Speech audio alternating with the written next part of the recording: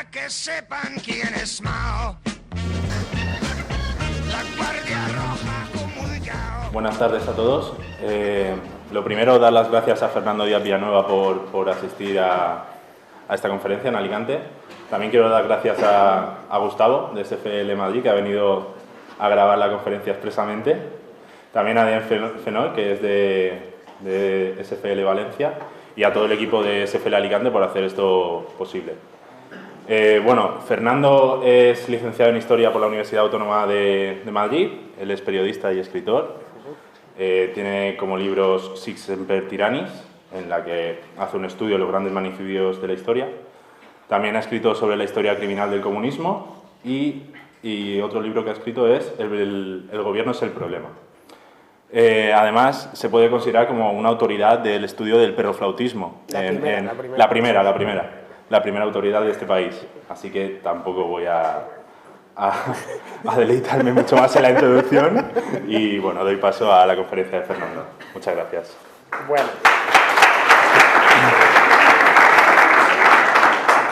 Le he dicho a Pablo que me presentase como primera autoridad nacional en perroflautología, pero ni puto caso. Me he tenido que leer eso que se había escrito de no sé qué, de Sic Semper Tyrannis y tal. Bien. Bueno, os he venido a hablar de la Revolución China, o creo que habéis puesto ahí la Revolución Comunista de Mao. Decir Revolución Comunista de Mao es como decir Revolución Fascista de Mussolini. Y es básicamente lo mismo porque Mao era comunista. Marxista chino, del siglo pasado. Bien. El problema de la Revolución China, que es la segunda gran revolución del siglo XX, de las revoluciones comunistas, la primera es la rusa, la segunda es la china, es el segundo gran momento dentro del libro, en este caso no negro, sino el libro brillante del comunismo, sería la Revolución China, y luego ya vendría la cubana, y luego las revoluciones de Indochina, pues la de los Jemeres Rojos, por ejemplo, la que casi podríamos dedicarle otra conferencia porque esa sí que fue especialmente sangrienta, o la nicaragüense. Pues esta de la Revolución China fue la segunda y a la que más gente afectó, porque China es el país, y ya lo era en los años 50, el país más poblado del mundo. Y cuando se habla de ella normalmente se conoce poco, porque se conoce poca historia china, por lo menos en Occidente. Es decir, de pronto tendemos a pensar que la historia de China es un imperio de 4.000 años, con un emperador, y de pronto aparece Mao. Se sobreentiende que las contradicciones de ese imperio pues, provocaron la llegada de Mao. No es algo tan sencillo. Es decir, Mao es el producto no del imperio chino, sino es el producto de las convulsiones de la historia china del siglo XX, fue un siglo muy convulso, la primera mitad por lo menos, y de la Segunda Guerra Mundial. Sin esos dos elementos en China nunca hubiera habido una revolución comunista. Esto es importante remarcarlo, porque la idea general es esa, y es que el comunismo chino es una consecuencia del imperio, de la misma manera que se entiende que los bolcheviques son una consecuencia de los zares. En la segunda derivada sí podríamos estar más cerca de la verdad. En el caso de la primera, es decir, enlazar imperio chino o emperadores chinos con Mao Zedong no lo es en absoluto. La primera mitad del siglo XX para China fue convulsa porque en el año 1911 depusieron al último emperador. El último de la dinastía Qing. No sé si habéis visto la película, se llama El último emperador, es de Bernardo Bertolucci, es una película de los años 80, está muy bien hecha. Este episodio del destronamiento del emperador se cuenta y se cuenta muy bien narrado en la película, y este emperador luego termina siendo emperador títere de los japoneses en Manchuria. Bien, a partir de ese momento, en 1911, se proclama una república, la República de China, no República Popular, sino la República de China, que entra en problemas muy poquito después, al año siguiente de su proclamación. Es decir, primero cae en manos de un hombre fuerte que se llamaba Yuan Shikai, que intenta convertirse, bueno, de hecho se hace proclamar emperador durante unos meses, entre 1915 y 1916. Consiguen frenarle a Yuan Shikai, consiguen evitar que se promulgue de nuevo, se proclame de nuevo el imperio, y el país se disgrega de facto. Es decir, durante buena parte de los años 20 China está dividida en baronías regionales. Que el partido nacionalista, el Kuomintang, supongo que lo habréis oído más de una vez, la traducción es literalmente Partido Comunista de China, Kuomintang. Creo que se dice Zhongzuo Kuomintang, Partido Comunista Chino, Partido Nacionalista Chino, perdón. El Kuomintang, su líder era un tipo que de nombre lo conocéis seguro, se llamaba Chiang Kai-shek. Bien, en el año 1927 Chiang Kai-shek consigue hacerse con toda China, consigue reflotar la república, y a la vez que hace eso rompe el acuerdo, la alianza que tenía con los comunistas. En este momento, tanto Chiang Kai-shek como Mao son todavía dos políticos jóvenes. Mao en aquel entonces tenía poco más de 30 años y Chiang Kai-shek pues no llegaba a los 40, o no sé si los había cumplido ya, pero vamos, eran especialmente jóvenes. Y a partir de ahí se abre una guerra civil que dura hasta el año 1950. Si lo pensamos, cuando llegan los comunistas al poder en 1950, China lleva 40 años de inestabilidad y 25 de guerra civil, porque a esa guerra civil entre comunistas y nacionalistas se le une la guerra civil de los chinos contra los japoneses durante la Segunda Guerra Mundial. El hecho de que la revolución china llegase precedida por un periodo de inestabilidad tan largo y sobre todo de una guerra tan larga y tan compleja, marca algunas de sus características. Por eso es importante conocer siempre los precedentes en la historia, qué es lo que vino antes, que te ayuda a explicar bien lo que vino después. De ahí que a veces no entendamos bien el maoísmo, porque tendemos a pensar que, lo que os decía al principio, al emperador le sucede Mao Zedong, y no es así de ninguna manera. Bien, explica, por ejemplo, que los comunistas fuesen extraordinariamente populares nada más llegar. Muy populares. La población de China en 1950 les quería y les apreciaba. No voy a decir todos, pero sí una buena parte de la población. Cuando tomaron Pekín en el año 1949, en enero del 49, no les costó demasiado. De hecho, fue una sorpresa para todos, empezando para el propio Mao, acabar la guerra tan pronto. No la esperaban. Stalin desde Moscú, que era quien financiaba y apoyaba al Ejército Popular de Liberación, al Ejército Rojo Chino, había incluso llegado a la hipótesis de que lo mejor era partir China en dos, como se había hecho con Vietnam o como se había hecho con Corea después de la Guerra Mundial. Es decir, él se quejaba amargamente. No sé por qué estos chinos son tan ambiciosos, estos comunistas chinos quieren todo el país cuando perfectamente podrían tener la mitad de un país tan grande. Bien, pero Mao Zedong no quería eso, quería el país completo y al final lo consiguió. Os preguntaréis que cómo consiguió vencer al partido, o mejor dicho, a la China nacionalista, a Chiang Kai-shek, que era poco menos que un héroe nacional. Pues lo hizo porque la voluntad de poder que tenía Chiang Kai-shek era infinitamente menor que la que tenía Mao Zedong, por lo menos en los años 40. Los nacionalistas no eran muy populares. Se habían dedicado durante la guerra, pues, básicamente al robo, a la rapiña, habían generado inflación en las zonas donde ellos gobernaban, se habían saltado a la torera principios elementales como el de la propiedad privada, expropiaban sin ningún problema con la excusa de que estaban en guerra, y eso había hecho que los chinos de la época no les mirasen con demasiada simpatía, es decir, que percibían a los comunistas como un soplo regenerador, es decir, como una especie de salvadores de la patria, como trigo limpio. Esto no significa que lo fuesen, pero era así como los percibían.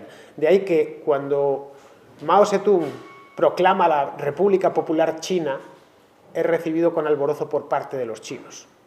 Evidentemente no imaginaban lo que les iba a venir, no podían ni sospecharlo, ni lejanamente. Algo similar sucedió unos años después, 9 años después en Cuba, que viene precedido el castrismo de una guerra previa, una guerra de guerrillas en este caso, en el que los cubanos reciben a los barbudos en La Habana de una manera también, muy entregada, por alborozo, por fin nos hemos librado del dictador, y esta gente joven, que son comunistas y tal y cual, pero traen ideas nuevas y van a regenerar esto. Luego sucedió, pues, lo que todos conocemos, ¿no? Pues en China pasó algo parecido, lo que pasa es que a una escala muchísimo mayor.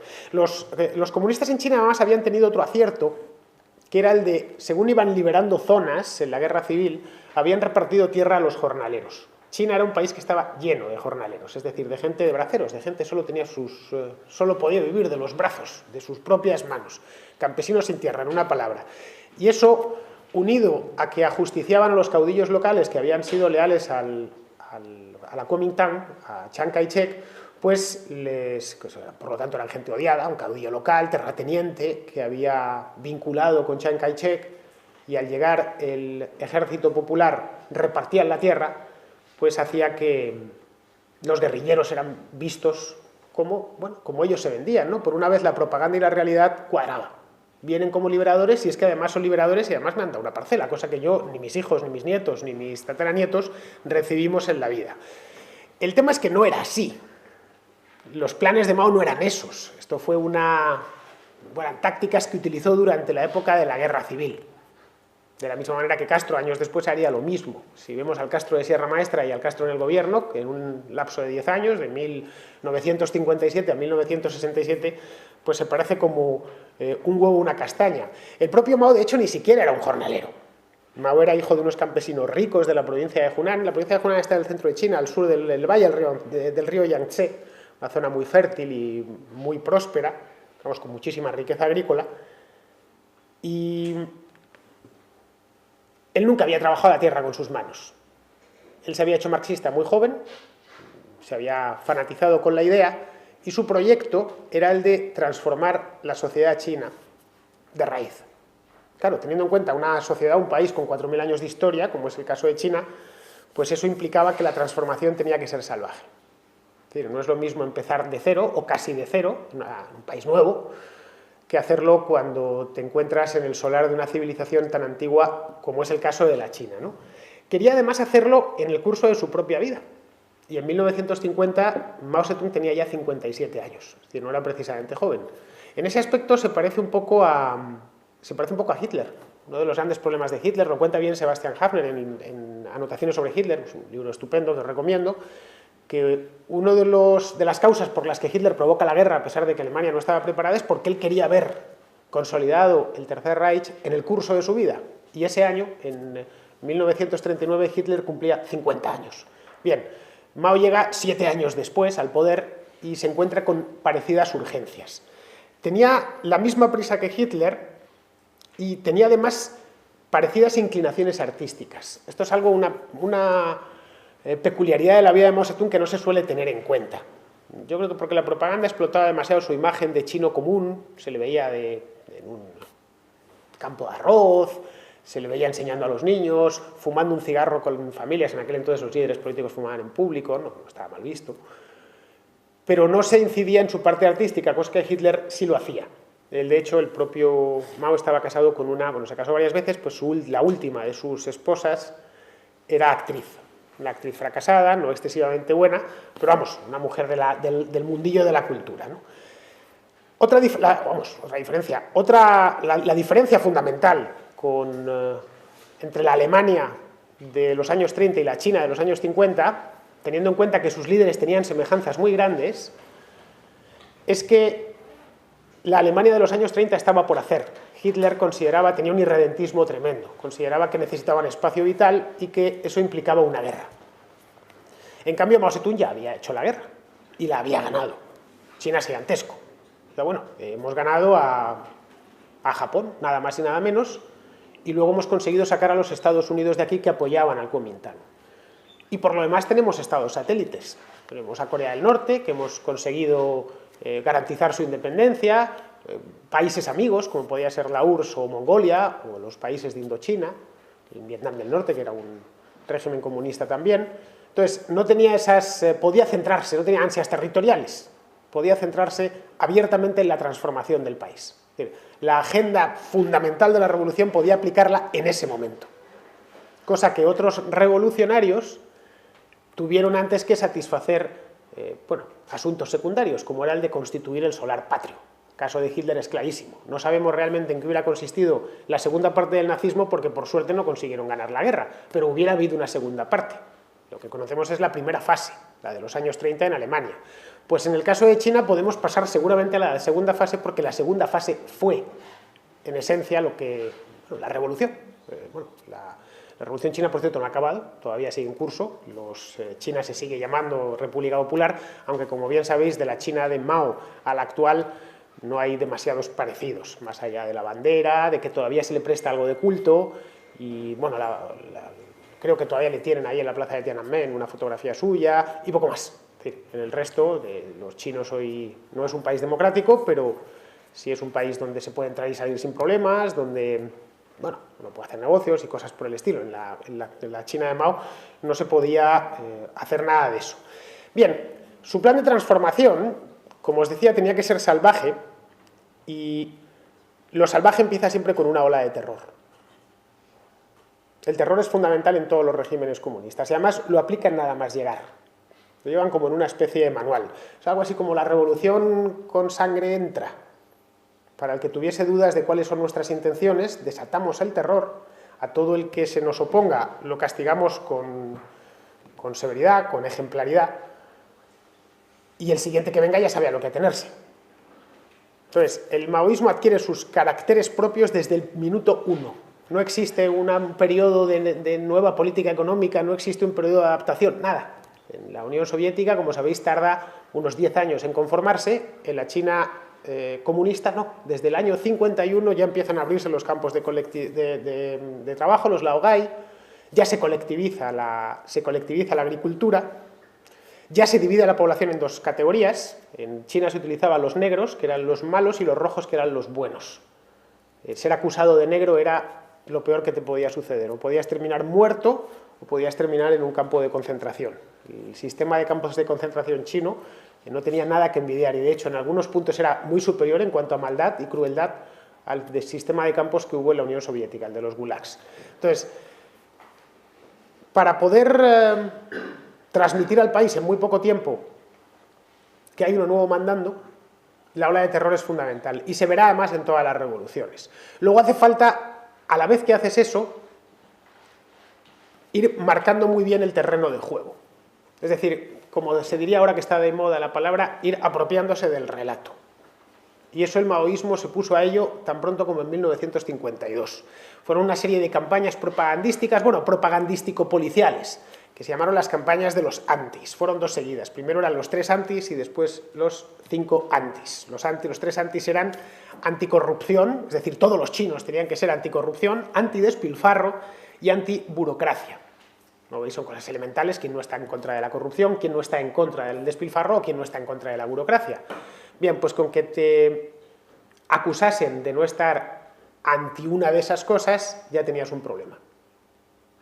Con una acusación bastaba. No, es que este fulano es corrupto, o este tío es despilfarrador, o es simplemente un burócrata. Curiosamente, el régimen lo primero que creó es una burocracia elefantiásica. De ahí se fue a la campaña de los 5 antis, que eran, estas es imposible aprendérsela de memoria porque ya era mucho más refinada. Esta se lanzó en el año 52, era antisobornos, antirrobo de las propiedades del Estado, antievasión fiscal, ojito, antifraude y antirrobo de información económica del Estado. Es decir, casi cualquiera podía caer en uno de estos antis y podía ser, por lo tanto, ajusticiado. Para que la gente lo interiorizase bien, se montó una oficina de propaganda en Pekín que tenía 15.000 empleados. Es decir, creo que ha debido ser la oficina de propaganda más grande de la historia. Imaginaos 15.000 personas. 15.000 personas, no hay muchas empresas en España que tengan tantos empleados, ¿eh? Era solo una oficina para esa campaña, no es que fuera la oficina de propaganda del gobierno, solo para las campañas de los antis. Y se puso a trabajar a 20.000 informantes sobre el terreno. Es decir, gente dedicada a, bueno, a espiar y a investigar y a hablar con unos y con otros y a invitar a la delación. En el fondo, las campañas propagandístico-policiales formaban también parte del terror.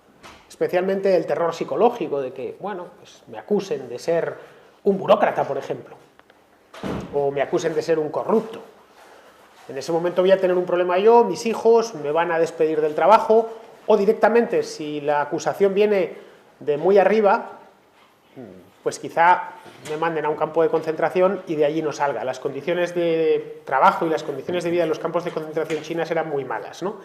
Bien, la campaña de los 5 antis, o de los 3 y 5 antis, fue el preludio del primer plan quinquenal. Para un plan quinquenal, en esencia, no sé si habréis estudiado historia de la Unión Soviética, es un plan de 5 años. Es que el Estado se arroga la capacidad de saber lo que todo el país va a necesitar a lo largo de los siguientes 5 años. No lo que va a necesitar, sino lo que va a necesitar porque el Estado lo dice. En los próximos 5 años los españoles o los chinos van a necesitar esto, y además lo van a necesitar porque lo digo yo. Van a necesitar más tractores porque los voy a fabricar, porque voy a hacer tal. Bueno, es probablemente los planes quinquenales son la demostración más palpable de la arrogancia típicamente socialista, de querer ver el futuro, de decir que tenemos una bola de cristal. Nunca han funcionado en ningún país los planes quinquenales, ni en la Unión Soviética, por supuesto, ni en China tampoco.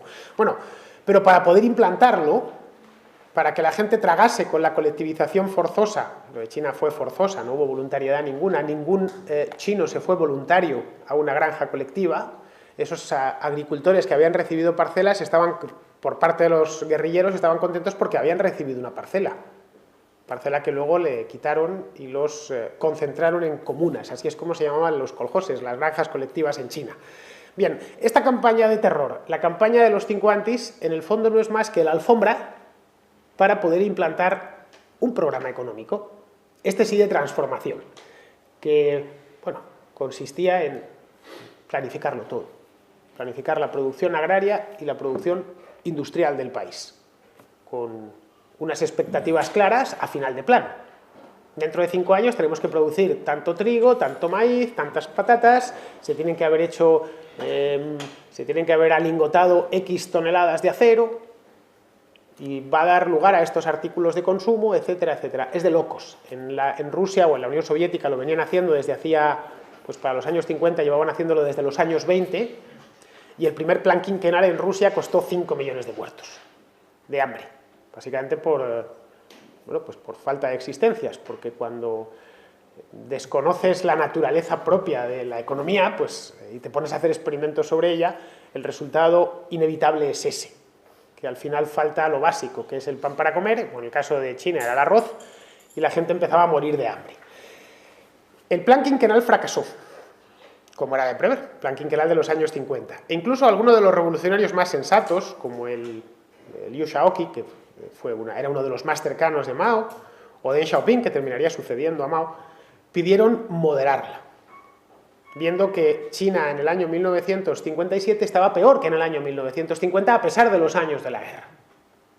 Es decir, había menos comida, en una palabra. Es la manera... En este caso sí que no vale de nada la estadística. Hoy, ahora que estaba comiendo con algunos de vosotros, decíais, no, es que a mí me han dicho que en Rusia se producía esto o lo otro. No. Si miramos la estadística oficial, y lo digo porque las estadísticas oficiales del gobierno chino venden el primer plan quinquenal como un gran éxito. Todas las estadísticas soviéticas vendían todo como un éxito, pero luego había colas en las tiendas. Simple. Es decir, la cola no puede mentir porque está ahí. Luego está mintiendo la estadística. Uno de los problemas cuando se estudia la historia económica del bloque del Este, o de los países comunistas en general, es que la estadística no vale de nada. Es poco menos que un brindis al sol. El departamento de estadística de cualquier país comunista es un añadido al departamento de propaganda o al ministerio de propaganda.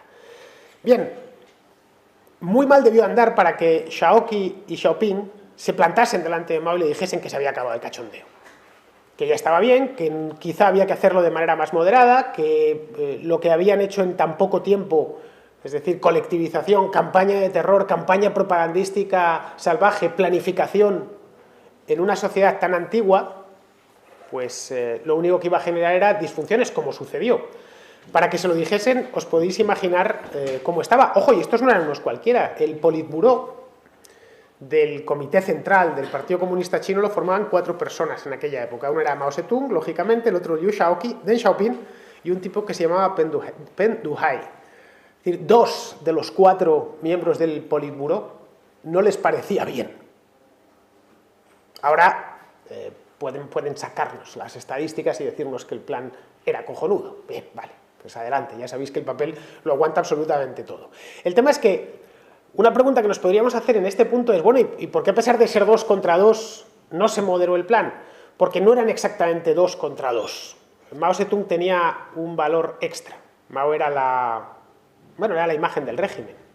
Ponía la imagen, ponía su cara, ponía sus aforismos, sus refranes, sus proverbios, bueno, su genio natural para dirigirse a la gente, tenía cierto magnetismo y además lo habían empleado de manera insistente desde los años 30 y 40 los propios comunistas chinos. Bueno, nosotros tenemos a Mao, que es el primero de los chinos, decían, el sol sale por el este, el sol rojo sale por el este, y parecía la cara de Mao, que por lo demás era muy redonda, y con tonos rojizos, o sea, toda una cosa psicológica, ¿no?, para tratar de metérselo.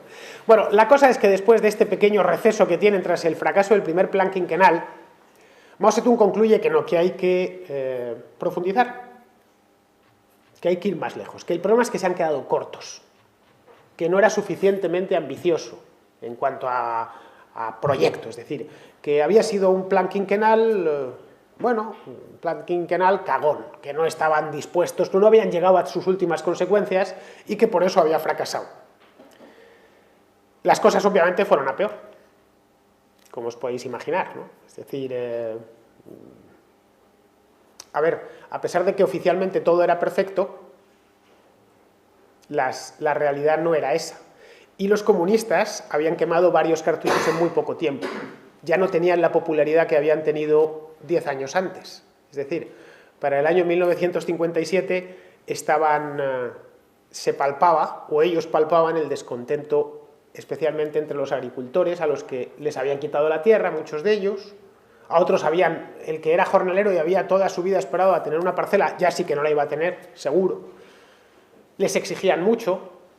La administración comunista se había revelado tan corrupta como la anterior, con una ventaja añadida, que además era tremendamente impune. Pasase lo que pasase, al final, como en todos los regímenes de partido único, no solo es que la corrupción abunde, sino que es una corrupción imposible de ver, porque todo es corrupto. La corrupción es connatural digamos, a la especie humana. Todos los seres humanos, todas las sociedades humanas han tenido corrupción. Es inevitable, porque somos así, ¿qué le vamos a hacer? No es que seamos solo corruptos, pero también somos corruptos, y con las prácticas corruptas se acaba desde fuera, no desde dentro. Los regímenes de partido único a veces dicen, en el franquismo no había corrupción. Claro que la había, muchísima. De hecho, no sé quién decía aquello, que el franquismo era una dictadura dulcificada por la corrupción, que era el único modo de conseguir ciertas cosas que de otro modo nunca se hubiesen conseguido. Es decir, en las dictaduras es donde más corrupción hay, aunque curiosamente es donde menos se ve. Pues la dictadura comunista china se había revelado como tremendamente corrupta. Bien, el tema es que la cosa no marchaba, a pesar de que tenían ya una red de campos de laogai muy extendida, a pesar de que había una policía política trabajando mañana, tarde y noche, a pesar de que la propaganda era machacona. Simplemente no marchaba, no llegaba suficiente arroz a las ciudades. En el campo se producía poco y mal. A poco que llegase un año, una sequía o cualquier catástrofe natural, el sistema estaba cogido con pinzas. Entonces, en este punto, que está Mao muy cuestionado, estamos a finales de los años 50, es cuando a él se le ocurre una idea de una campaña que se llama Que florezcan 100 flores, en la que invitaba a la autocrítica del sistema. Pero bueno, es cierto, no está la cosa muy bien, lo suyo es que todos, entre todos, critiquemos. La idea de la autocrítica es muy del comunismo chino, del maoísmo. Que florezcan 100 flores, que empiece todo el mundo a criticar al régimen. Que venga, que atreveros, si no pasa nada. Que empiecen a publicar los periodistas en los periódicos, los directores de periódicos, los estudiantes en las universidades. En la Universidad de Pekín llegó a colgarse un cartel gigantesco en el que ponía: la dictadura del proletariado es la dictadura de unos pocos. Sí, fijaos si que la campaña de las 100 flores, que es como se la conoce, llegó a ser permisiva. Y bueno, pues está muy bien, ¿no? El maoísmo se demostró como un régimen bueno, un comunismo bueno, supo cambiar a tiempo. Bueno, lo que fue la campaña de las 100 flores, que duró muy poquito, solo unos meses, fue una jugada maestra de Mao, porque los disidentes, es decir, los que se quejaban de los malos resultados económicos, se rebelaron ellos mismos. Ya está, todo el que había escrito algo, esos mismos estudiantes que habían colgado la pancarta en la Universidad de Pekín, el actor de teatro que había hablado más de la cuenta durante una cena. Pues a mí me parece fatal lo que hace el presidente Mao, porque estuve en mi pueblo hace 2 semanas y no había nada que comer. Aquí algo no funciona, quizá haya que poner a Xiaoqi y quitar a Mao. Es decir, estas cosas que suceden en los países, no voy a decir libres, pero bueno, en los que se puede criticar un poco. Es decir, todos los que habían criticado al régimen en alto quedaron expuestos. Y pues de pronto lo que pensaron que iban a florecer 100 flores, y lo que florecieron fueron ellos mismos limpiando retretes en algún cuartel o limpiando granjas de cerdos en alguna provincia perdida, o directamente en el laogai. La campaña Que florezcan 100 flores es curiosa porque una de las cosas que produjo fueron suicidios. Todo el que había hablado más de la cuenta o escrito, especialmente profesores universitarios, periodistas, escritores en general, gente del mundo de la cultura, pues se le fue la mano y se suicidaron, muchos de ellos. Se calcularon 500.000 de suicidios durante esos meses, después de que Mao cerrase el asunto, ¿no? Esa fue conocida como la purga de las 100 flores. Vino primero la abertura y después la purga. Caray, si nos fijamos, en 9 años el maoísmo, como os decía, un régimen con prisa, lo había hecho todo. Había tenido su etapa de terror, había tenido su etapa de purga, a la vez, su etapa de propaganda machacona y de reforma del pensamiento. Por cierto, la reforma del pensamiento es una expresión maoísta, suya, paridad por él, que había que reformar el pensamiento, que los chinos no pensaban bien, vamos. Es así, si os fijáis, la revolución china es tremendamente rápida. Esto mismo a los rusos les había costado más del doble conseguir lo mismo. Si os fijáis, lo único que les faltaba es la hambruna. De las fases necesarias de toda revolución comunista solo faltaba una, que era matar a la gente de hambre. Padecían necesidad, pero todavía no había aparecido una hambruna gigantesca como la que habían tenido en Ucrania en los años 30. Bien, en este punto, Mao Zedong decide dar un paso hacia adelante, sabiendo que, bueno, que tiene a todos los disidentes encerrados, muertos o suicidados, que realmente no va a dar marcha atrás porque su proyecto de transformar la sociedad es determinado y definitivo, que tiene el ejército en la mano, es decir, tiene todas las armas. Mao es el autor de el famoso aforismo: el poder nace de la boca de un fusil. Es que es tal cual. Bueno, aquí no se me va a levantar nadie porque lo único que tengo armas soy yo y los míos. Pues da un paso adelante, y que fue un paso adelante de manera literal, porque llamó a ese plan el plan del gran salto adelante, que es como se sobredenominó el segundo plan quinquenal, que comenzó en el año 1958. Es decir, el argumento con el que vendió el plan Mao Zedong fue que Stalin ya había muerto, murió en el 53, que Stalin había caminado con una sola pierna. Es decir, el gran problema de Rusia es que solo han caminado con una pierna, mientras que nosotros vamos a caminar con dos. Y diréis, bueno, ¿qué quiere decir? Bueno, era simple. Él decía que el comunismo en Rusia había empezado mal porque había desarrollado, en los planes, habían desarrollado zonas industriales por un lado y zonas agrarias por otro, pero que no estaban debidamente interconectadas entre ellos. Dijo, bueno, el problema es que Stalin lo hizo mal porque no sabía, pero yo sí sé. Y lo que voy a hacer es que se produzca la industria y la agricultura, fusionarlas. Porque sí, porque yo creo, lo he visto, y lo suyo es que el agricultor por la mañana esté cultivando arroz y por la tarde se ponga a producir acero. Os parecerá de broma, pues que fue así. Es decir, durante pues cerca de año y pico se estuvieron instalando hornos siderúrgicos pequeñitos, unos hornitos pequeñitos, se estuvieron instalando hornos siderúrgicos en todas las granjas colectivas de China. Eran pequeñitos, para que el agricultor, al tiempo que trabajaba en lo suyo, pues se pusiese a producir acero. Mao estaba especialmente obsesionado con el acero. Decía que China no podía ser que produjese menos que el Reino Unido y que en solo un año iban a conseguir, mediante este método, producir más que el Reino Unido. Tenía una fe ciega en sus propios delirios. Es decir, pensaba realmente que con un hornillo cuasi casero, alimentado con muebles de la cocina, porque claro, no se les facilitaba en muchos casos ni siquiera combustible, los campesinos estaban obligados, bueno, a trabajar en el horno, sí o sí, es decir, a convertirse en siderúrgicos. Un tipo que a lo mejor había recogido arroz en toda su vida, que no sabía hacer otra cosa, y a alimentar ese horno con lo que pudiese, con madera del bosque, con la mesa, con lo que le cayese en la mano. Y en muchos casos facilitar la materia prima. Se obligó en muchísimas provincias a entregar todos los efectos metálicos que tuviesen las familias. Deben ser los platos, las patas de las sillas, lo que fuese, cualquier cosa que uno tuviese, collares, bueno, quien le quedase un collar, los woks, todo lo que fuese de metal tenía que echarse al horno para fundirse, porque había que superar como fuese al Reino Unido.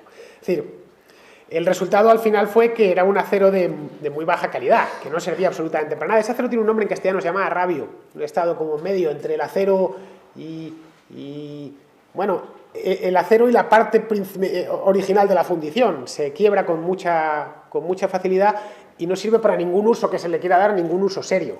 Es decir, si esta silla estuviese sobre un sustento de arrabio, ya me habría caído, ya se habría roto. Podéis buscarlo en internet y veréis que es, bueno, parece acero, pero no lo es, y se rompe con muchísima facilidad. Claro, tened en cuenta que los agricultores habían dejado de trabajar en lo suyo, en gran parte, solo para producir ese acero de mierda que no servía para nada, servía solo para tirarlo. A esto hay que sumarle que en ese mismo año al gran timonel, que es como se hacía llamar a sí mismo Mao Zedong, le dio contra los gorriones. Él decía que los gorriones se comían las cosechas.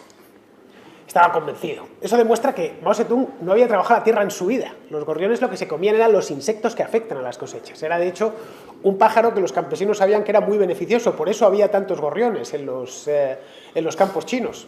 Una especie de simbiosis, ¿no?, entre los agricultores y los pájaros, de yo te dejo que estés aquí y que te comas los insectos que me destrozan la cosecha. Bien, pero Mao Zedong pensaba lo contrario. Decía que no, que había que eliminarlos. Y encargó a todos, bueno, obligó, todo chino estaba obligado a, si veía un gorrión, matarle. Como además poco después se produjo una hambruna, pues los pocos gorriones que habían quedado con vida cayeron, básicamente para comerse. El hecho es que estos gorriones, que dejaron de existir en gran parte, al no estar, permitieron que los insectos arruinasen cosechas enteras. Lo cual hizo que, bueno, en el fondo en 1960 en China se monta la tormenta perfecta. Lo tenían todo para morirse de hambre y se murieron de hambre. En 1960 los campos estaban abandonados, pero eso sí, estaban produciendo acero. Los campesinos en unos hornos portátiles, no había gorriones en los campos porque los habían matado, porque se comían las cosechas, y el resultado fue una hambruna de dimensiones colosales, la mayor de la historia de la humanidad. Murieron 40 millones de personas, es decir, casi la población que vive hoy en toda España.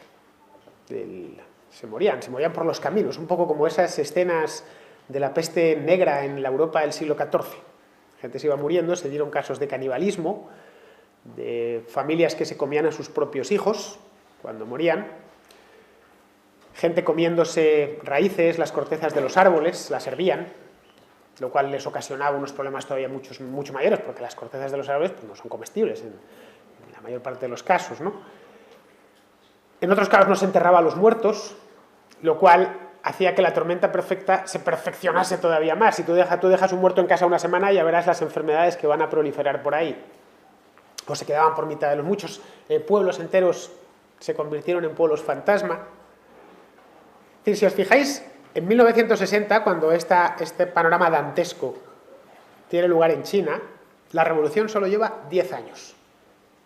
Llevaba 10 años. Y en paz, no habían tenido una guerra, no habían tenido la guerra civil en la que tuvo que enfrentarse Lenin nada más llegar al poder, ni muchísimo menos. Había acabado ya la Segunda Guerra Mundial, no tuvo que enfrentarse a la guerra que tuvo Stalin de destrucción, que fue la Segunda Guerra Mundial para ellos. 10 años pacíficos. Y el país le habían completamente dado la vuelta, es decir, habían colectivizado la tierra, habían nacionalizado la industria y el comercio totalmente, al 100%, se había eliminado la disidencia en 1960. No es que ya no quisiesen llevarle la contraria a Mao, es que se estaban muriendo de hambre y habían ocasionado la primera hambruna, mucho mayor que la del Holodomor ucraniano. Es decir, lo del maoísmo se le podría definir como el comunismo express, pero a una velocidad de vértigo. Claro, esto hizo que en la cúpula, los que mandaban, todo régimen comunista es esencialmente una minoría, una pequeña cúpula, una pequeña casta que parasita un país, que parasita una sociedad. Se repite el mismo esquema en cualquier tipo de dictadura comunista. Bueno, lo parasita mientras le pone un péndulo diciéndole que esto es por los pobres del mundo y por la revolución y por un mundo nuevo y bla bla y bla bla, y mucha propaganda y muchas cancioncitas y tal cual. Pero si nos abstraemos y nos alejamos, todo el régimen comunista está estructurado de la misma manera. Tenemos una nomenclatura muy pequeña que vive muy bien y que puede ser, pues qué sé yo, el 1, el 2, el 3% de la población, y debajo el 97, el 98% de la población que viven sometidos y muertos de hambre o con necesidades serias y sin posibilidad de mejorar en sus vidas, porque al no poder poseer nada ni salir adelante, pues es una pobreza de la que no se puede escapar, que es probablemente lo más doloroso de todo del comunismo. Es decir, bueno, soy pobre, pues ¿qué le voy a hacer? Así es la vida, de jodida, pero al menos puedo salir de esto si me esfuerzo. En estos países no puedes de ninguna manera. Pero bueno, en 1960 no estaban para eso, estaban simplemente para poder comer. De hecho, para aquel año los revolucionarios habían dilapidado ya toda su popularidad del principio. No eran bien recibidos. La gente los padecía porque disponían de las armas y de los servicios de información y de la comida, que a fin de cuentas se producía en granjas estatales. Y esto hizo que en Pekín el Politburó, el Comité Central del partido, se preocupase. Dijese, bueno, lo que hay que hacer es apartar a Mao. Y es cuando Mao, si miráis en la biografía de Mao Zedong, veréis que deja de ser presidente de China en 1960. Y bueno, ¿por qué deja la presidencia de China? Bueno, lo apartan esencialmente. Lo dejan como presidente del partido, pero la presidencia de China la ocupa Liu Shaoqi, que era un revolucionario más moderado. De hecho, interrumpe nada más llegar, al poco llegar empieza a interrumpir el gran salto adelante, pues porque sabía que eso les condenaba, bueno, cuando estaban llegando a Pekín noticias del desabastecimiento general en prácticamente todo el país, de lo que os comentaba de casos de canibalismo, es decir, de una emergencia social de verdad. Es decir, como creo que nuestra generación no ha conocido y espero que no conozca nunca, llegar a esos extremos. Bien, la idea que tenían no era ajusticiar a Mao por esto, ni muchísimo menos, ni ponerle, ni denunciarle públicamente, como había hecho Khrushchev contra Stalin, aunque ya ha muerto, es cierto, de decir los errores de Mao. No, le mantuvieron, simplemente hubo un cambio en el poder y le mantuvieron como, al frente, como jefe del frente cultural. Ya os decía al principio que Mao tenía un componente artístico muy suyo, él estaba convencido de que era un artista. Tenía cierta propensión por eso, y más que la tenía en casa porque estaba casado con una actriz, ¿no? Su mujer, que era Yang Qing, su última mujer, era una actriz china de antes de la revolución, había vivido en Shanghái, conocía prácticamente todo el mundillo, y ella realmente sí tenía, más que Mao, sí tenía una visión artística del mundo. Bien, ahí en el frente cultural, como presidente del partido y dedicado esencialmente a la cultura, y con el ejército en la mano, porque Lin Piao, que era el ministro de Defensa, siempre permaneció fiel a Mao, es donde liaría la siguiente. De hecho, Lin Piao es el que le hace el libro rojo. El libro rojo, la gente cree que está escrito por Mao Zedong. No, se lo recopila el ministro de Defensa, el jefe del ejército, sobre aforismos, discursos, frases ingeniosas del propio Mao. Este libro es el segundo libro más impreso de la historia. Se han llegado a imprimir creo, 900 millones de ejemplares, una barbaridad, un disparate. Los chinos estaban obligados naturalmente a leerlo, a llevarlo por todas partes. Veréis fotografías que se ven a todos los soldados con un libro en la mano, se lo sabían, poco menos que lo recitaban así, como si fueran unos salmos. Pues esto se lo hace Lin Piao. Él estaba ya totalmente metido, el libro rojo sale en 1964, él estaba totalmente metido en esto. Estaba diciendo, claro, no ha funcionado mis planes de los años 50 porque los chinos no están preparados para esto. Hace falta antes cambiar la cultura. Es decir, ya está en la fase de hace falta un nuevo ser humano. El que tengo, la materia prima que me han servido, no me vale. Y esto implica hacer lo que él denominó una revolución cultural. Sería la última gran gorda, que por suerte se murió antes. No pudo ligar, era ya muy mayor y no pudo liar una tercera, pero fue el segundo gran episodio maoísta. Es decir, hacia 1965 ya se había reactivado, 5 años después del gran fracaso del salto adelante, se había reactivado él y su grupo como fuente de poder dentro del propio Pekín. Y un año siguiente llamó a la revolución cultural. Mao era muy habilidoso para resumir grandes ideas en pocas frases, y pocas frases que se quedaban en la cabeza.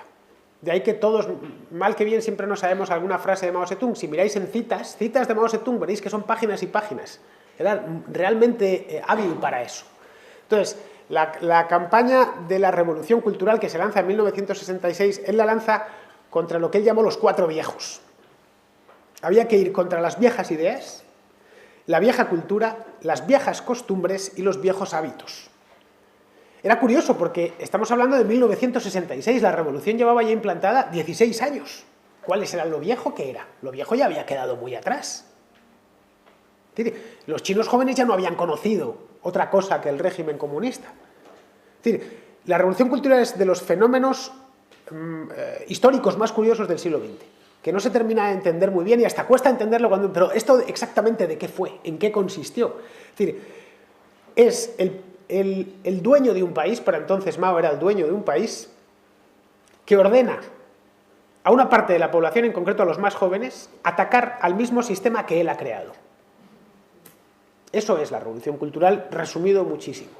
Es decir, permaneciendo él sacrosanto, por supuesto, a él que no le tocase nadie. Es decir, básicamente dejó que turbas estudiantiles, lo que se conocían como los guardias rojos, tomasen la calle y lo tomasen de una manera muy violenta. Cuando digo guardias rojos es desde los 12 años. Había niños por la calle, iban armados, lógicamente, atacando a los especie de sans-culottes chinos del siglo XX, atacando a los objetivos que previamente se habían fijado desde una parte del poder, no desde toda.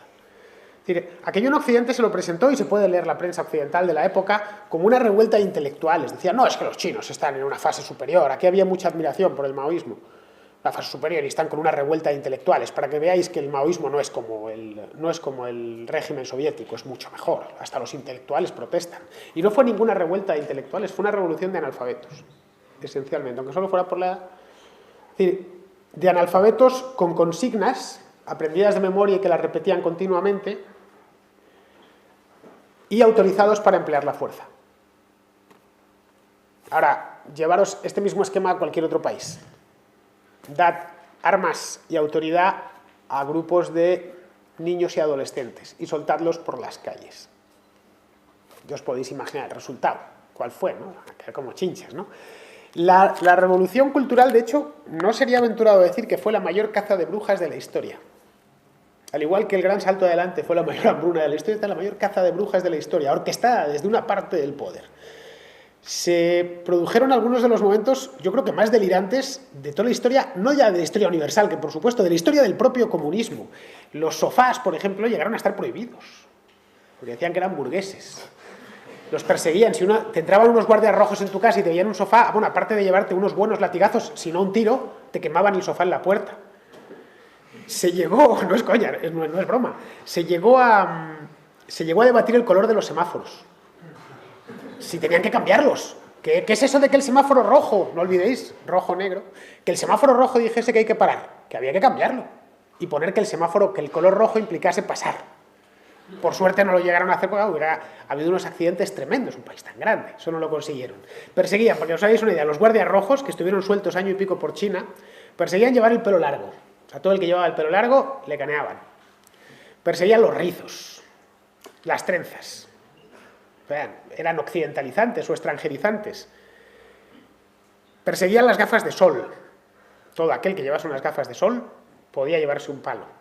Y por supuesto se quedaba sin gafas. Los abrigos de piel. Ahora, por cierto, también se persiguen los abrigos de piel, aunque por otras razones, ¿no?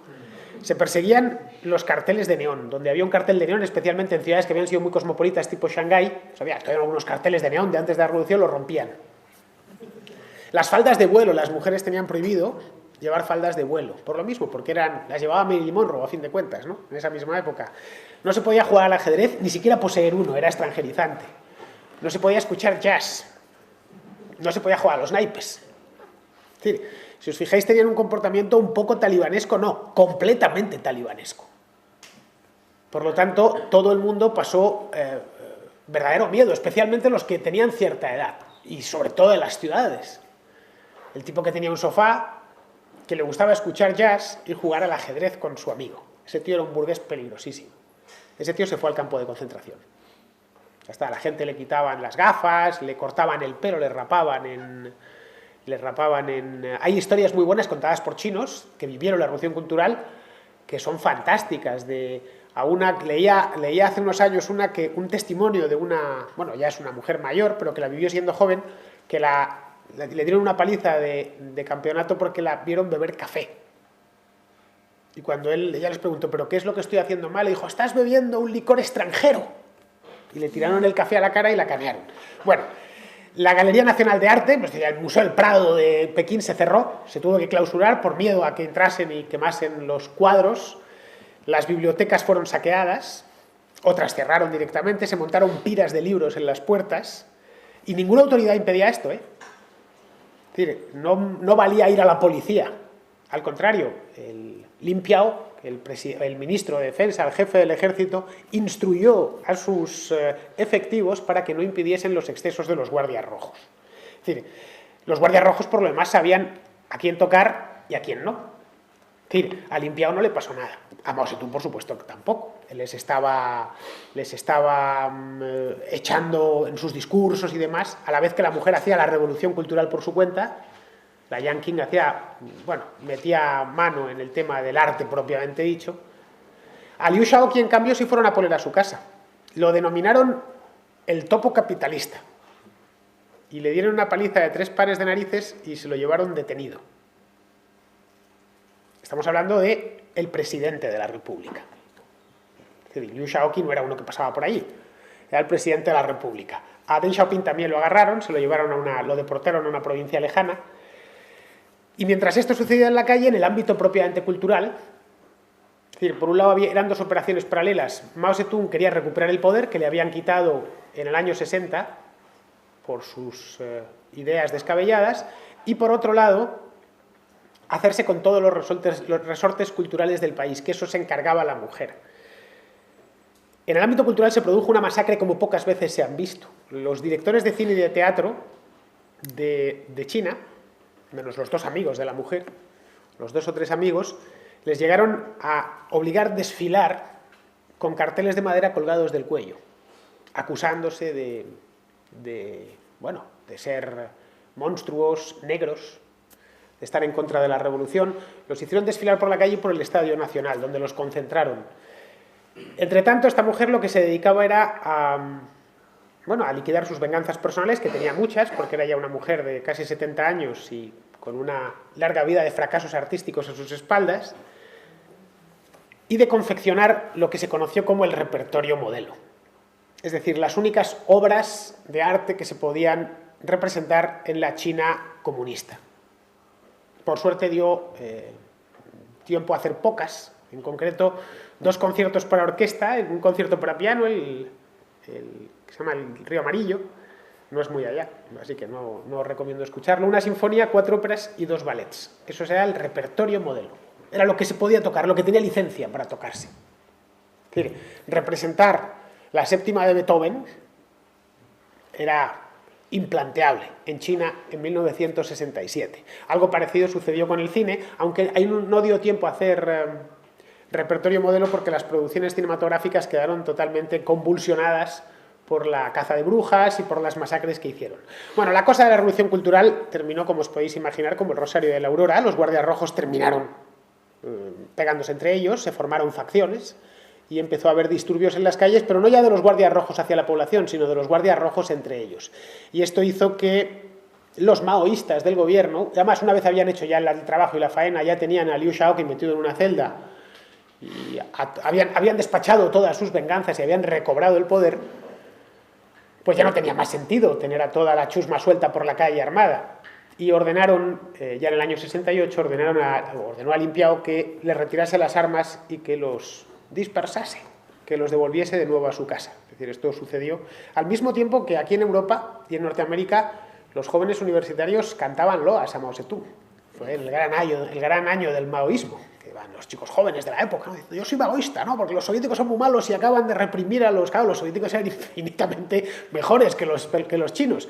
Bueno, ya sabéis que en la universidad siempre se tiende a cierto radicalismo, pues el radicalismo de la época era ese, ¿no?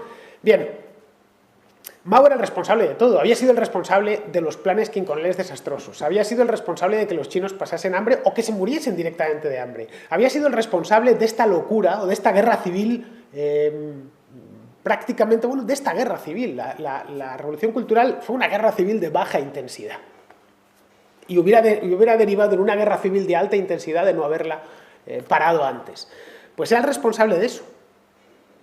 El problema es que el régimen no podía sustituirle. Lo que hizo es apartarlo de nuevo.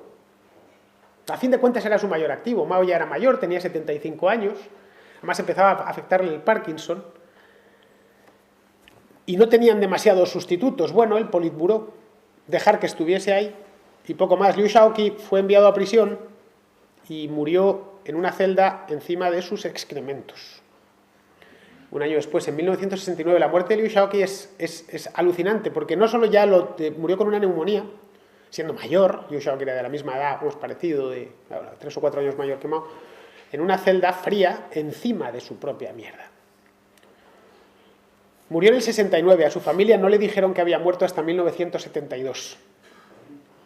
Y al pueblo chino no le informaron de la muerte del presidente hasta 1979, cuando ya Mao había muerto. Es decir, digamos que Liu Shaoqi tuvo una vida virtual de 10 años. Oficialmente seguía vivo.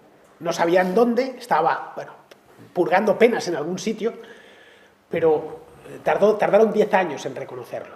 en decirlo abiertamente. Sí, no, el expresidente de la República murió en 1969. Oiga, es como si ahora nos informasen de alguien que murió en el año 2006, una cosa así.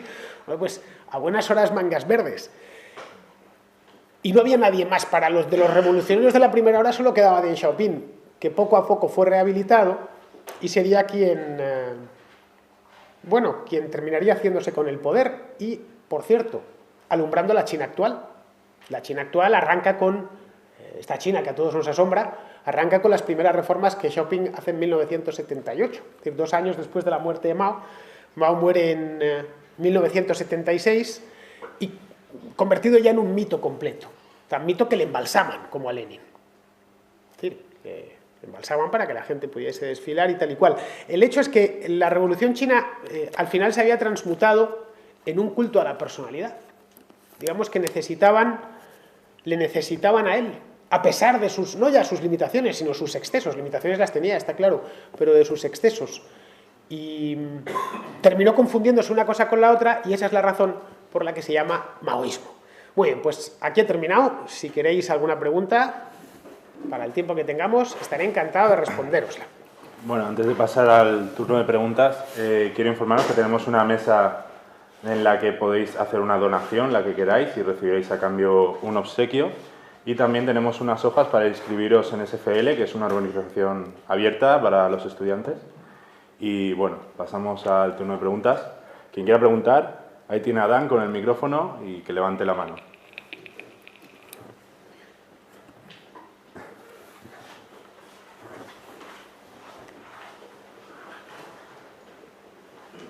Hola. Hola. Sí. Me presento, soy Darío Garriga. Tengo una pregunta principal. ¿Usted diría que esto es prácticamente la definición de lo que sería el comunismo, un régimen comunista, tal cual? El maoísmo, ¿quieres decir? Por así decirlo, es decir, ¿usted definiría lo que nos acaba de explicar como una dictadura personalista o una dictadura comunista o régimen comunista? Bueno, es un régimen comunista, claro. Reúne todos los elementos de un régimen comunista: partido único, policía política, economía nacionalizada y planificada. Ahora, luego además tiene el componente personal, de que Mao Zedong era muy peculiar. Pero por lo demás sí cuadra perfectamente como típico régimen comunista. Si me permite una observación, esas características también las cumple el nazismo, por ejemplo. En el nazismo la economía no estaba planificada. No había planes quinquenales, nada de eso. Estaba muy nacionalizada, pero no estaba planificada. También tengo más preguntas. También ha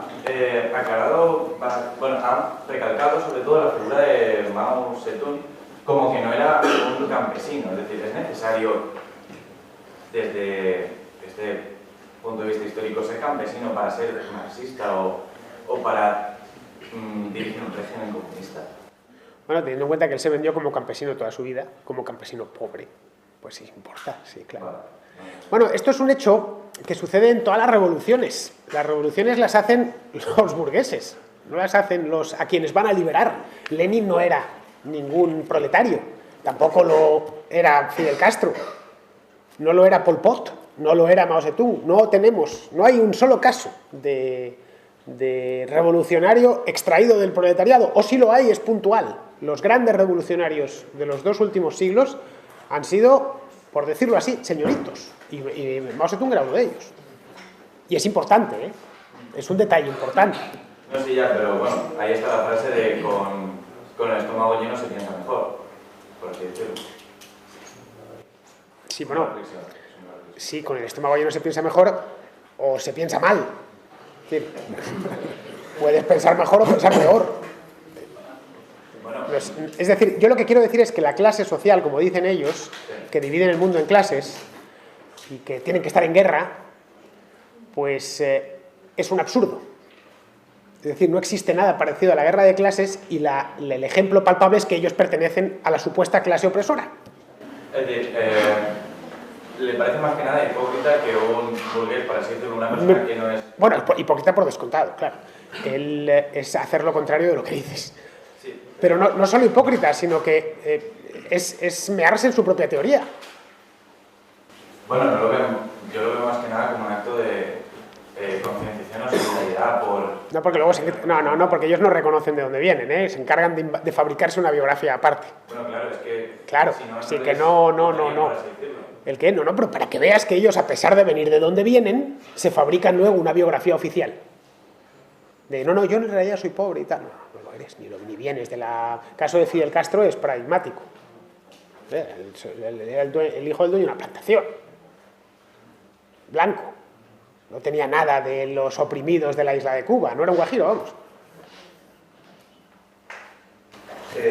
Bueno, luego también, una de las características que ha recalcado sobre los regímenes comunistas, y demás, ha sido el que dice que hacen más que nada apología del miedo o que intentan inculcar el miedo en los ciudadanos para ir ascendiendo. No sé. Es que lo necesitan. Si no, no pueden aplicar su programa. Es que su programa es quitarte lo que tienes y ponerte a sus órdenes. O te acojonan mucho, o no lo haces. Bueno, más que nada yo creo... El programa revolucionario era ese. Es, voy a colectivizarlo todo y vais a trabajar para el Estado. Si lo desnudamos de toda la parafernalia propagandística, es eso. Es, lo que tengas mucho o poco, te lo voy a quitar. Y te vas a poner a trabajar tú, tus hijos, tus nietos y tus bisnietos para el Estado. ¿Qué te parece? Coño, pues me parece mal. Bueno, vas a ver cómo no te parece tan mal después de a tu hermano meterle en un campo de concentración. Verás cómo no te parece tan mal. Es decir, lo que no has conseguido hacer por las buenas, con la propaganda, pues habrá que ir por las malas. Pero la primera fase del terror es fundamental. Es decir, según lo que acaba de decir, prácticamente el comunismo, o lo que han hecho aquí es, no, prácticamente el comunismo es, te expropian tus propiedades privadas y... No, yo digo lo que ha pasado. Vale, Esto es lo que sucedió, ¿eh? Históricamente, más que nada. Bueno, no sé, es que según he leído el manifiesto comunista y ahí ponen simplemente que se expropia la propiedad privada, la propiedad de los medios de producción. Es decir, que no es la propiedad privada, que no te expropian tu casa, te expropian, pues si tienes una fábrica, te la expropian. ¿Tú no sabes que tú eres un medio de producción? Tú mismo. Bueno, en este estado sí. No, en este no, en cualquiera. En cualquier sistema eres un medio de producción. ¿Eres tu principal medio de producción? Si puede explicarse mejor. Que tú eres capital andante, igual que yo, somos capital andante. Nuestro primer capital somos nosotros mismos, nuestra propia mismidad. Si te expropian de los medios de producción, te están expropiando a ti mismo, es decir, no puedes emprender. No, te voy a quitar los medios de producción, es decir, me estás diciendo que no voy a poder poner ni un kiosco de pipas. No. Ya está. No está como un medio de producción, es decir... Un kiosco pipas es un medio de producción muy lucrativo si está cerca de un colegio, ¿eh? Bastante. A los niños les gustan las pipas. Vale. Bueno, aquí las...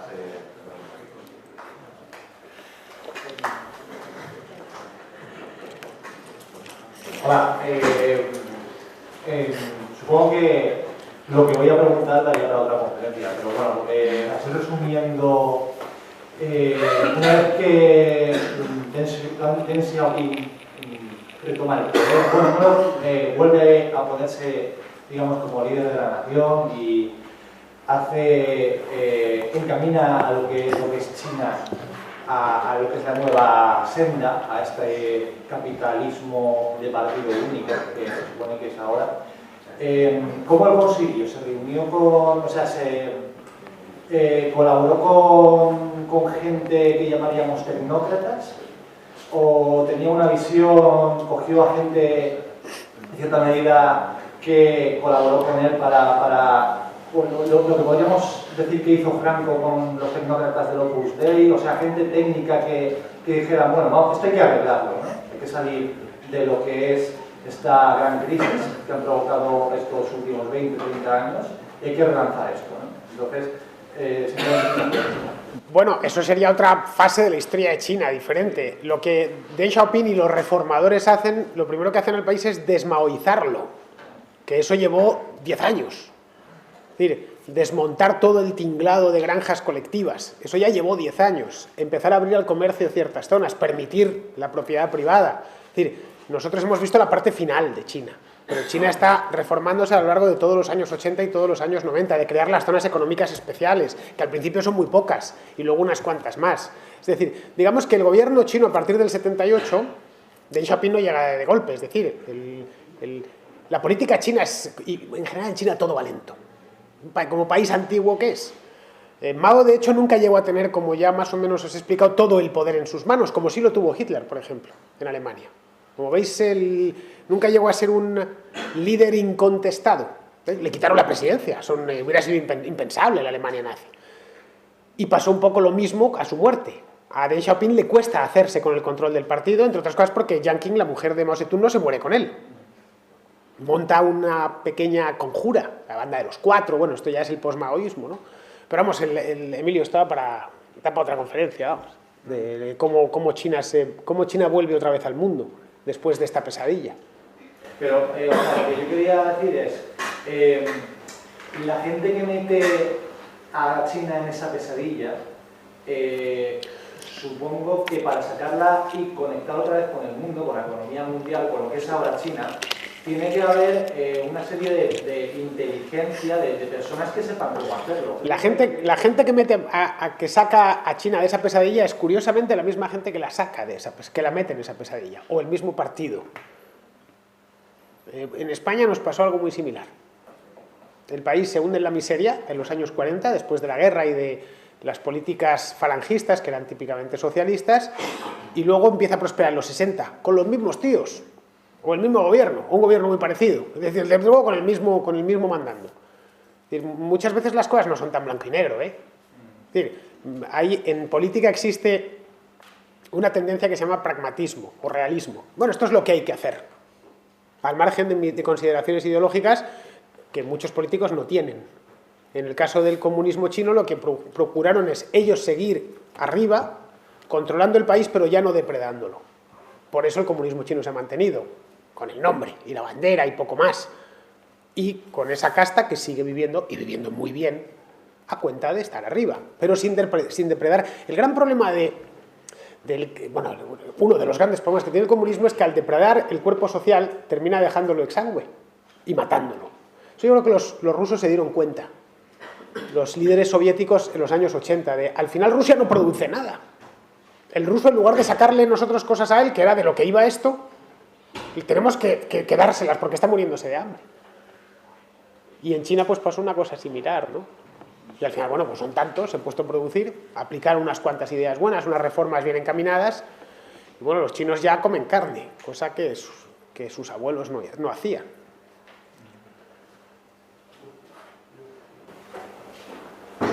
Yo tengo una pregunta porque durante el principio de la guerra civil, o sea, a partir de los años 20, no fue entre los guerreros, o sea, los jefes de guerra, estos que controlaban pequeños pueblos del propio gobierno central, del Kuomintang, y no fue al acabar la Segunda Guerra Mundial que justamente fue el Kuomintang quien purgó a todos los comunistas. Sí, sí. A Mao, No, antes.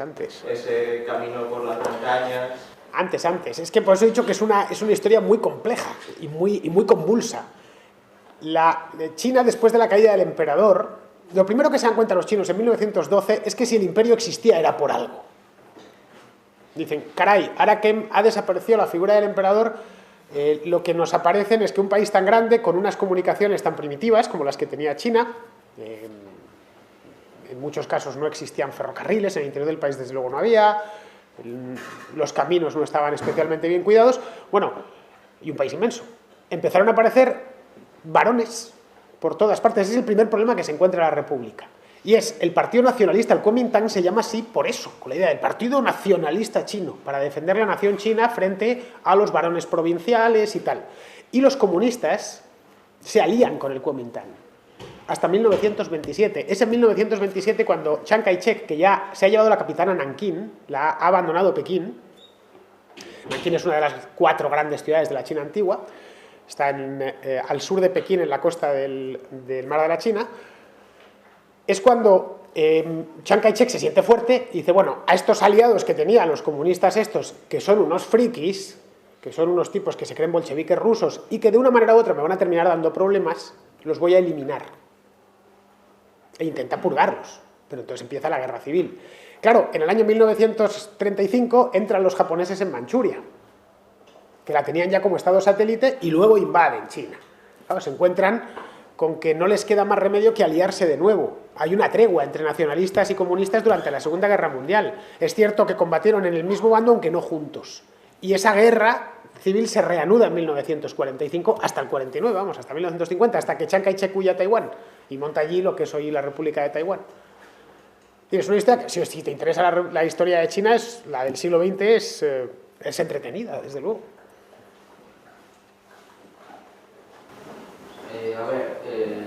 Como es natural, en régimen dictatorial genocida no van a decir abiertamente cuántas muertes han causado y que lo ocultan. Y por eso supongo que es porque hay disputa entre los historiadores de cuánta gente murió en total y todo eso. ¿Cuál sería, tú crees, la cifra más realista? Y si supera otra dictadura del mismo calibre, como puede ser la de Stalin o la de Hitler. ¿Del gran salto adelante o de todo el maoísmo? De todo el maoísmo. Bueno, a ver, el gran salto adelante es algo que se conoce años después. China era un país hermético, como Corea del Norte ahora. Yo recuerdo en el año 1987 que yo era tenía yo de aquella 14 años, fui a ver una película que me encantó y que luego he visto muchísimas veces, que se llama El Imperio del Sol. La película de Steven Spielberg, entre otras cosas porque el actor protagonista Christian Bale es de mi misma edad y me gustaba mucho porque el protagonista tenía mi edad, un chaval de 14 años. Bueno, es un peliculón, a todo esto. La película está rodada en Shanghái en 1987. Es la primera vez que dejan entrar a los cineastas americanos a rodar una película en Shanghái. Bueno, Shanghái ha permanecido, si veis las imágenes, buscadlo en internet, si veis las imágenes de esta película, El Imperio del Sol, 1987, y veis las imágenes actuales de Shanghái, parecen dos ciudades distintas. Es decir, Shanghái había pasado 40 años congelada en el tiempo. Había permanecido cerrada al resto del mundo. De ahí que todo tienen que ser estimaciones. Bueno, más o menos se calcula esto, sumas y restas continuamente, de ahí que los números varíen tanto. El gran salto adelante pues calculan entre 30 y 50 millones. Bueno, pues tomemos una cifra de 40 millones. Súmale los que muriesen en los campos de concentración, aproximadamente otros 5 millones. Pero claro, ¿qué es morir en el campo de concentración? ¿Que nada más llegar un guardia te meta un tiro? ¿O que mueras a la vuelta de 3 años por las enfermedades y el trabajo, exhausto del trabajo? Es decir, al final estos procesos tan largos son muy difíciles de... No es nada parecido al holocausto nazi, que fue, digamos, una masacre express. Los judíos los traían en los trenes, los metían a la cámara de gas y de ahí al horno. En el comunismo no encontramos industrias de la masacre también engrasadas. Entre otras cosas porque en los campos de trabajo se iba a trabajar o a hacer obras enloquecidas, como los gulag soviéticos. Pero vamos, sí, yo creo que el maoísmo debió costar aproximadamente la vida a unos 50 millones de personas, más o menos. En un país que en aquel entonces debía tener 800 millones, por ahí. Un disparate, vamos.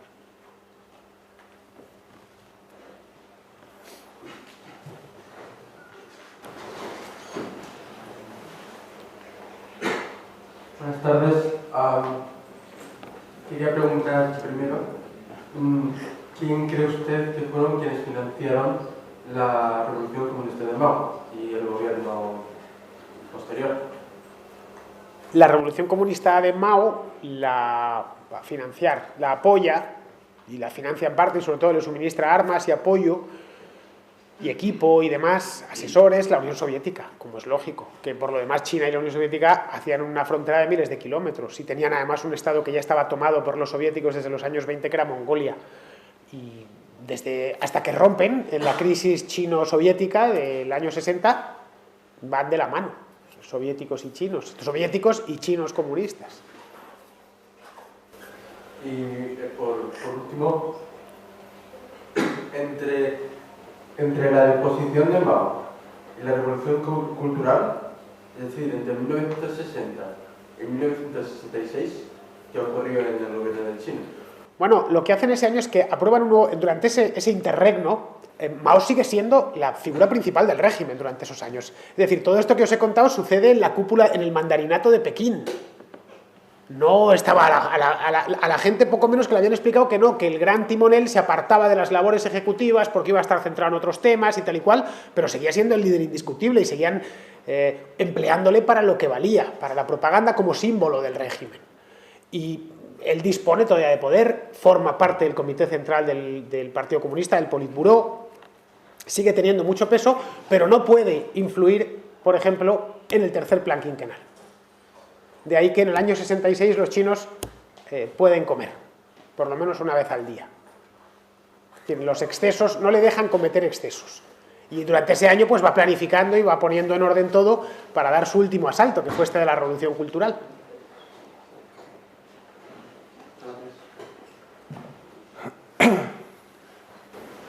Buenos días. Habéis hablado antes de unas preguntas sobre los puntos que tienen en común las regímenes comunistas. Mi pregunta es, siendo realmente parecidos son las regímenes comunistas a las sociedades actuales, del estilo de una economía planificada en el sentido de que tiene la política monetaria controlada y estatalizada por los bancos centrales, teniendo una intervención del Estado hasta tal punto que usted ha dicho en otras ocasiones muy ciertamente que nosotros trabajamos para el Estado hasta julio y quieren aumentarlo. Mi punto es, y además de otros muchos casos, ¿en qué momento se considera una sociedad comunista? Y sabiendo un poco su respuesta, ¿en qué situación se encontramos? Bueno, decía la semana pasada en Santiago de Compostela que entre la servidumbre y la libertad somos libertos. Es decir, más o menos estamos a la mitad de camino.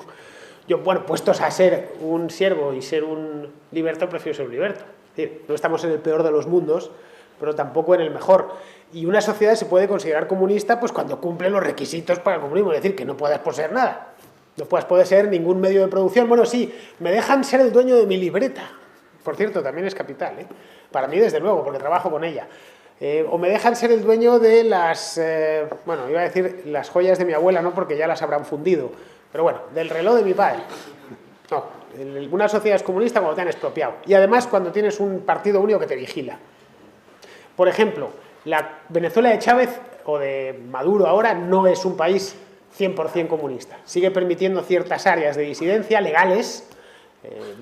Todavía hoy puedes llevar la contraria, hay una parte de la prensa que se expresa con dificultades pero en libertad, pues no lo han conseguido del todo.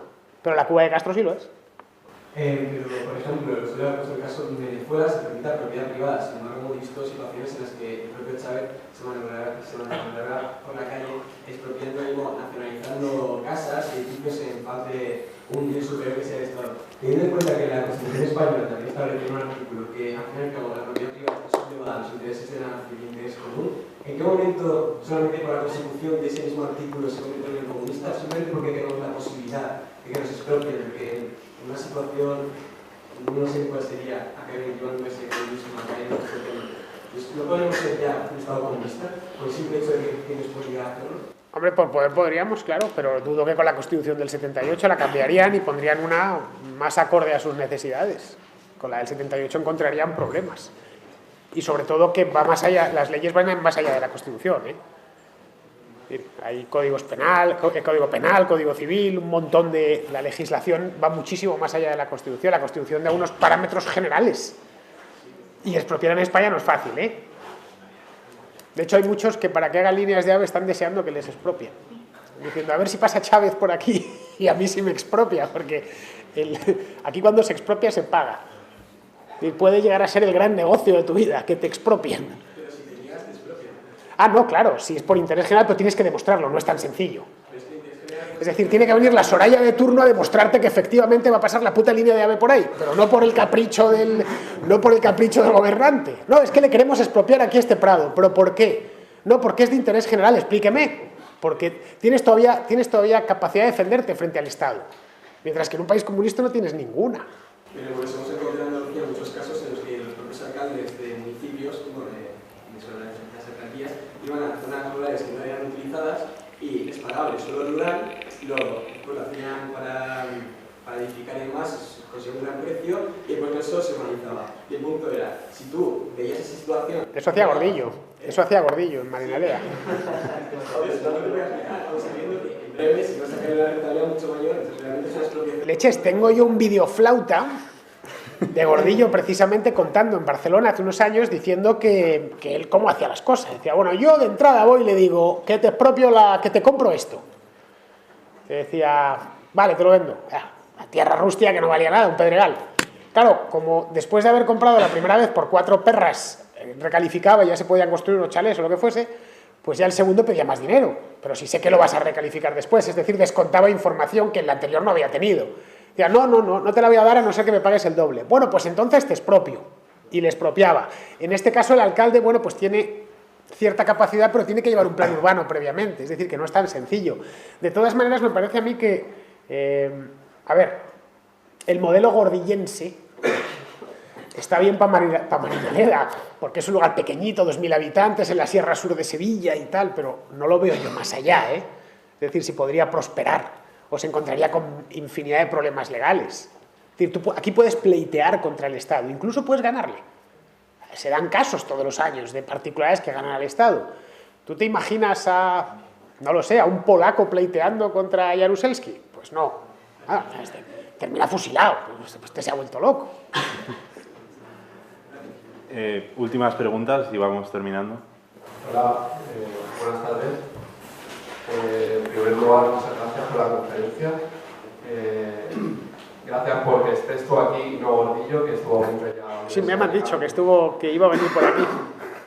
Y nada, quería preguntarte más que nada la relación que hay siempre con las personas que son revolucionarias, que vienen de familias que realmente ellos no han trabajado, que han podido costearse una educación y que digamos es una revolución de los trabajadores, una persona que no ha trabajado, luego quieren igualar a todo el mundo y igualan por abajo y no predican con el ejemplo, como Cuba, los Castro y demás, que están allí con todo el dinero. ¿Y cómo explicarías cómo consiguen vender todo esto aún hoy en día? O sea, ¿cómo puede ser que estas ideas se sigan vendiendo también cuando la naturaleza humana, todo ser humano quiere ser libre? No lo comprendo. Bueno, no todo, ¿eh? Hay gente que le gusta obedecer. El comunismo siempre, desde sus orígenes, manejó muy bien la propaganda, es decir, la capacidad de persuadir. Los comunistas son grandes persuasores. Tienen un dominio de la información, la manejan bien. La propaganda se les da muy bien. De hecho, en la Unión Soviética había 2 cosas que funcionaban como un reloj, que funcionaban como una empresa capitalista. Una era el Ministerio de Propaganda, que era una maravilla. Las campañas de propaganda llegaban hasta el extranjero. Y el otro era la policía política. Funcionaba la KGB, la temida en todo el mundo. Tenían a ver o la NKVD antes. Lo mismo se puede decir en la China de Mao. La propaganda nunca falló y la policía política nunca falló. El resto, pues, digamos que lo único que se le da bien es, que se les da bien de verdad, en lo que el comunismo funciona muy bien es haciendo propaganda y reprimiendo. En eso son inmejorables. Vamos, ni colocando al mejor publicista del mundo lo va a hacer mejor que un tipo de estos. Pero la gente idolatraba a Mao y murieron de hambre. También había mucha desinformación, aquí no se sabía nada, en los años 60. Por ejemplo, el Gran Salto Adelante no se sabía. Lo de la revolución cultural, lo poco que llegaba a través de la agencia china de noticias es una revolución de intelectuales. Fíjate qué bien están que hasta los intelectuales hacen una revuelta. Llegaba la información con cuentagotas. Joder, el problema es que sois muy jóvenes y no os acordáis de cuando no existía internet, pero yo sí me acuerdo. La información no era tan abundante como ahora. Uno esperaba a las 9 de la noche para ver el telediario. Y hasta las 9 de la noche no se enteraba de nada. Bueno, daban noticias en la radio cada hora y tal, y al día siguiente para las noticias. Es decir, ayer se murió Rita Bárbara. Nos hubiésemos enterado todos los españoles a mediodía. Entonces, estoy hablando en un país libre, tal, pues en los años 60. Tú podías perfectamente controlar el flujo de información. Un país hermético, un país extraño para Occidente, en el que no entendemos ni lo que pone en chino. No sé si se está en Oriente alguna vez. Pero lo del Lost in Translation es real. Es de que estás en un sitio rodeado de escritura y te sientes perdido. Los hijos que se comieron, por ejemplo, al padre, que le obligaron a... Pero eso sucedía en el campo, donde todavía era más difícil llegar. China es gigantesco, ¿eh? Todavía hoy cuesta llegar al interior de China. Hay un buen libro que se llama El año del gallo, que es del año 2005, que es un viaje por el interior de China. El autor cuenta una China ya totalmente abierta al mundo, cómo conforme se va alejando de la costa, va metiéndose en la China cada vez más profunda, cada vez más profunda, cada vez más profunda, hasta que llega a la China profunda que le recuerda a la China de Mao. Hace 10 años, vamos. Última pregunta. Hola, tengo dos preguntas. La primera, yo tenía entendido que socialismo y comunismo son diferentes. Entonces, que pues lo plantea Marx y Lenin, y una de las diferencias entre socialismo y comunismo es que en el comunismo no existe Estado. De hecho, plantean de que nunca había una sociedad comunista. Simplemente se ha dado socialismo y esa es una fase transitoria, y por eso pues todavía hay Estado en China, en Cuba y en otros países que yo consideraría que no lo son. Entonces no sé por qué plantean pues, que China era una sociedad comunista, pues partiendo de eso que tenía entendido.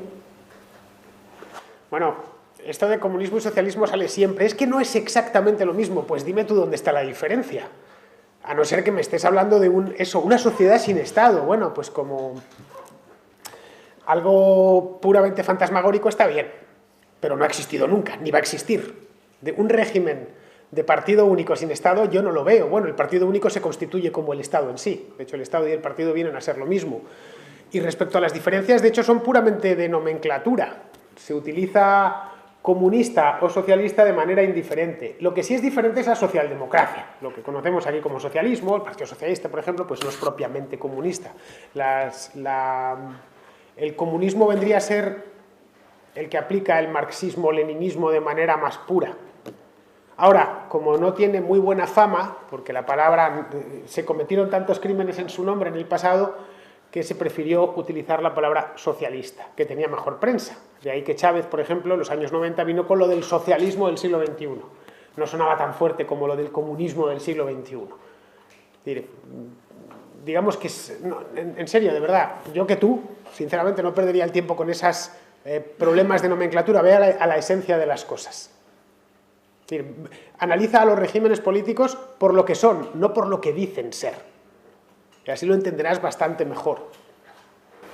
Y bueno, la última, yo tenía entendido lo siguiente en China, pues como viendo las características económicas que promovían, no tenía nada que ver con prohibir la propiedad privada personal, pues como la casa, el carro o algo así, sino que se hablaba más de prohibir el monopolio, de esos grandes monopolios que precisamente dominaban el mercado y no permitían la libre competencia. Y otro era que se expropiaban las industrias extranjeras y que además, pues obviamente las empresas nacionales tenían un límite en su crecimiento, precisamente para no llegar a ser monopolio. Eso era lo que tenía entendido en cuanto al régimen económico en China. Bueno, eso es quizá lo que estuviese en los manuales de maoístas para occidentales. ¿Vale? Que por otro lado tú vas a prohibir el monopolio vas a prohibir un presunto monopolio privado montando un monopolio seguro público. Explícame eso, cómo se come. Es decir, lo primero que hace Mao nada más llegar, o los comunistas en China nada más llegar, lo primero, antes de nada, es nacionalizar la industria. Lo después, colectivizar la agricultura y luego atacan al comercio. China es un país, especialmente la costa, muy de comerciantes. No es casual que en España y en Europa ya haya montado tiendas y bazares. Cualquiera que haya ido a Oriente, una de las cosas que le llama la atención en cualquier país de Oriente es que hay tiendas en todas partes, en cualquier rincón y abiertas las 24 horas. Bien, eso es lo que se vendía aquí, y aquí, bueno, pues los estudiantes de la Sorbona o de la Complutense de Madrid decían, esto es perfecto, es exactamente lo que... No, lo que hizo, por eso te digo que olvídate de las teorías y vete a la práctica. En la práctica fue eso. Y después de hacer todo eso, al que disentía lo mandaron a un campo de concentración. Esta es la realidad. El resto es la cancamusa revolucionaria, que de eso siempre ha habido mucho. Es como, yo te puedo decir en qué consiste la Constitución bolivariana. Ahora, si quieres, te cuento lo que es Venezuela, de la práctica, aterrizando sobre el terreno. En qué ha consistido nacionalizar toda la industria petrolera, o nacionalizar casi toda la industria alimentaria, en que no hay nada en las tiendas. no, porque exactamente los lineamientos de Chávez decían, bla, bla, bla, bla. El hecho es que están los estantes vacíos. Y no es casual que estén vacíos cuando lo que has hecho es poner en manos de burócratas toda la industria alimentaria del país, toda la cadena de producción. Entonces, eso digo que mejor ves a los hechos. Te ayudará si lo que quieres es entender el mundo. Yo, desde luego, siempre quise entender el mundo. No cambiarlo, ni creer en un mundo mejor, aunque realmente no existiese. Yo quiero entender por qué las cosas han sido como han sido y son como son. Es decir, lo siento, pero yo soy adicto a la realidad, no a las fantasías. Eso cuando era niño y me creía lo de los Reyes Magos y tal y cual. Ya soy mayor. Una última pregunta. Hola, buenas tardes. He venido a verte, Fernando Villanueva, desde 130 kilómetros. Caray, muchas gracias. No creo ser merecedor de tanto. En el podcast de la Contracrónica dijiste que ibas a dar una conferencia aquí en la Universidad de Alicante y he venido también impelido y entusiasmado porque haya una organización juvenil. Aquí, estos chicos. Por la libertad, lo cual es algo maravilloso, porque está todo el mundo educativo y universitario infectado de marxismo abstruso, como tiene unas soluciones tan simples y tan mágicas para resolver todos los problemas humanos, y eso tiene un atractivo enorme, sobre todo para quien no quiere pensar, pero quien quiere estudiar, pues debe de plantearse retos de que cuanto más difíciles sean los problemas, mejor para él, porque si encuentra una solución puede ser más feliz. Quería romper una lanza a favor de la gente libre y en contra de todo tipo de políticos y criminales. Me aclaro. El 14 de mayo de 1787, en Filadelfia, cuando se terminó definitivamente la Constitución de los Estados Unidos de América, Thomas Jefferson, ya llevaban 4 meses de convención en algo que habían planteado que iba a durar 15 días, llevaban ya desde mayo,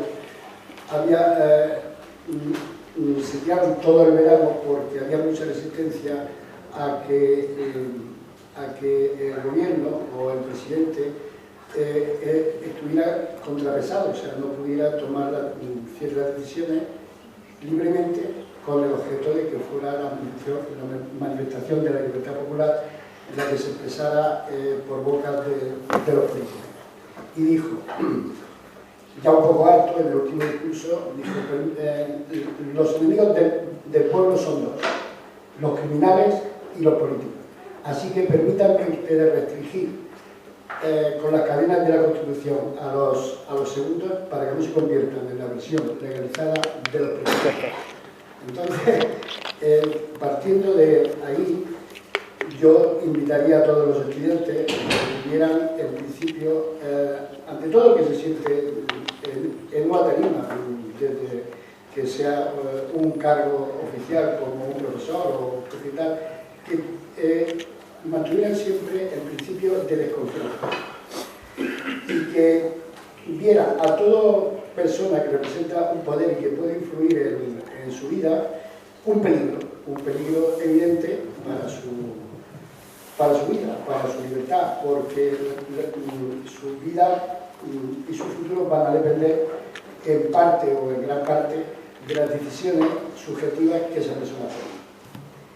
Y yo me gustaría que le dijeras a los jóvenes, porque hay un argumento de que el comunismo, después de 150 años desde el movimiento comunista, más 165 años más, no ha triunfado plenamente en el mundo y donde se ha desarrollado durante unas décadas ha sido una hecatombe y no hay que pensar que uno consigue 50 millones de personas, hay que pensar que son 50 millones de sumas, o sea, de seres individuales a los que les han definido de ellos. Entonces, me gustaría, los estudiantes me he encontrado muchas veces con el argumento de que el comunismo es algo que no se ha desarrollado nunca, de que está muy bien, pero no ha habido nadie que haya podido hacerlo de forma perfecta, que si se hiciera así sería algo maravilloso. Entonces, me gustaría que contradijeras esa tesis que explicara también cuáles son las bendiciones de vivir en libertad y la confianza y las bendiciones en confiar en lo que puedan hacer el prójimo para bien de ellos y para bien de ti mismo en cualquier cosa. Bueno, yo te lo agradezco mucho, pero se escapa con mucho al tiempo del que dispongo. Vamos, yo creo que siempre dicen que efectivamente no ha funcionado y que esta vez será mejor. Incluso si fuese mejor y si fuese el comunismo perfecto sería un horror.